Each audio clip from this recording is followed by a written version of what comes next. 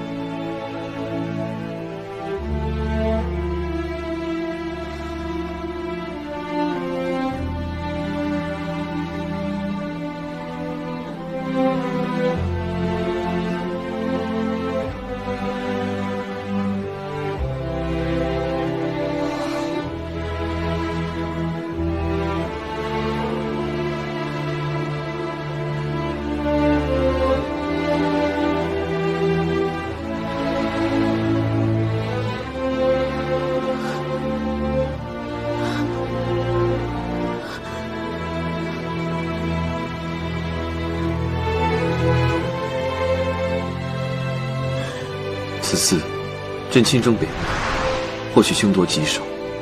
万一朕回不来了，浩儿便理所当然继承皇位，而你便要辅佐浩儿。